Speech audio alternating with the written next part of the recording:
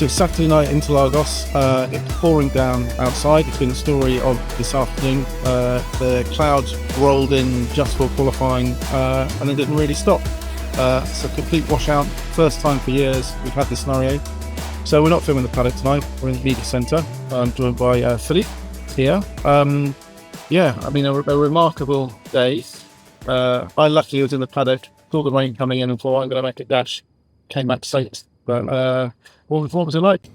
Yeah, I didn't go outside that much, so I didn't get wet. I was the lucky one. Obviously, mainly feeling for all the fans here, the Brazilian fans.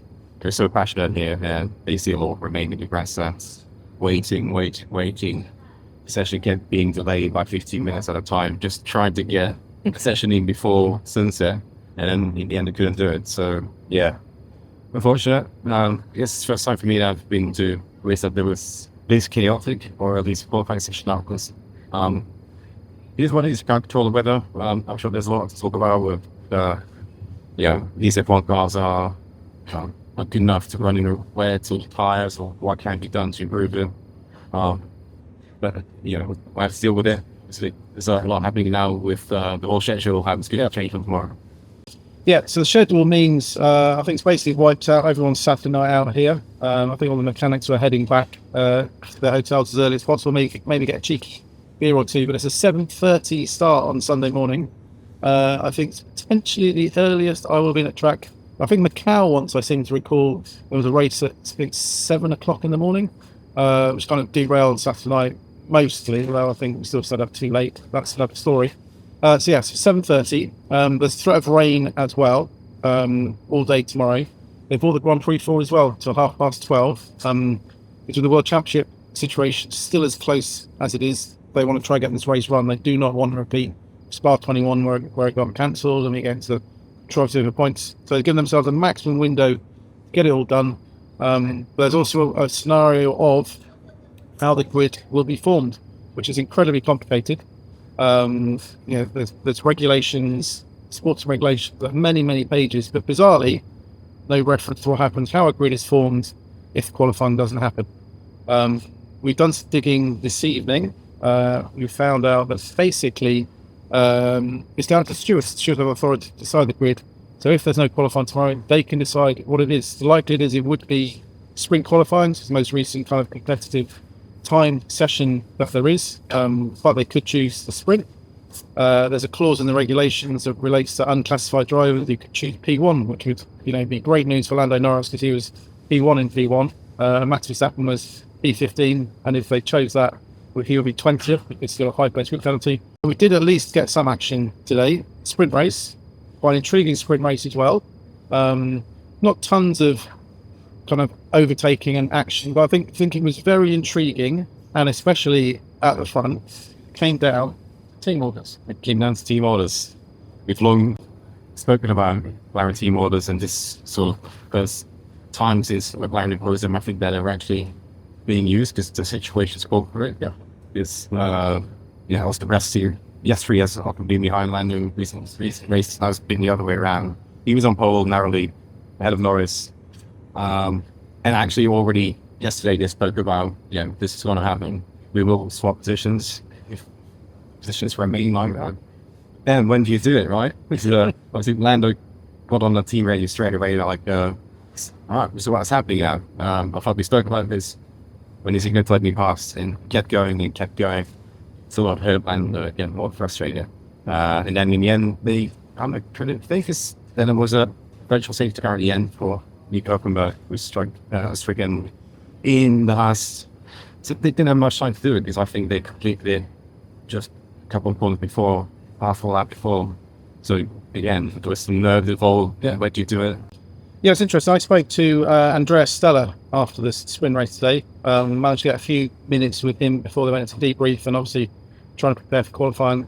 Very interesting response to him. So they've been battling all season with this kind of quandary over team orders. We've all been saying it should be throwing your weight behind Lando, that it makes sense because World Championships don't come around very often. Opportunities are very thin.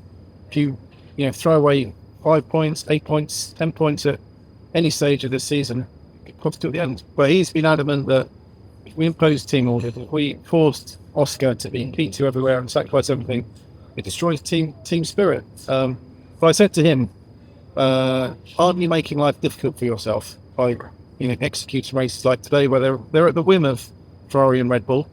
Lando probably felt a bit exposed because he wasn't just through to go and give very interesting answers. As he said, we speak to drivers all the time, and we have to accept this is the most difficult thing we will do in Formula One, because what the team needs and what the drivers need individually aren't all lined up. What Oscar wants, what Lando wants, what McLaren want will never be unified by any team order. So in effect, it's not an easy situation.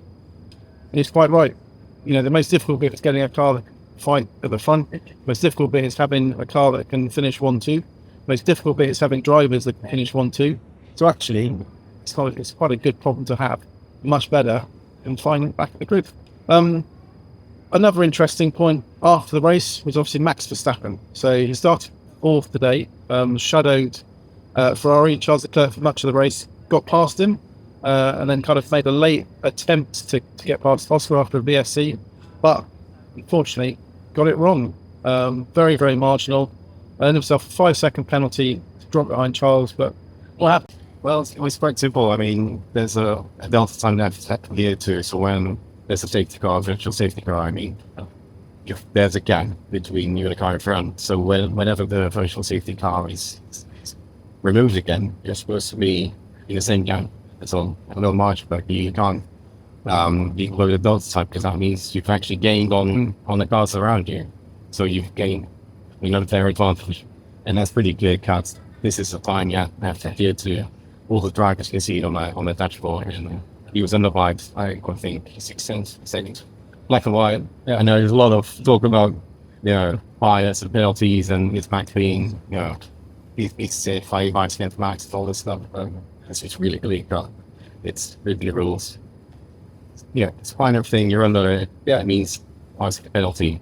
And that just meant that because the player was 4 seconds behind Max, cross behind him, so he was that non-podium. Yeah, exactly. It's 4. And it's 1 point, isn't it? It's not a massive deal. It might make a difference. It might make a difference.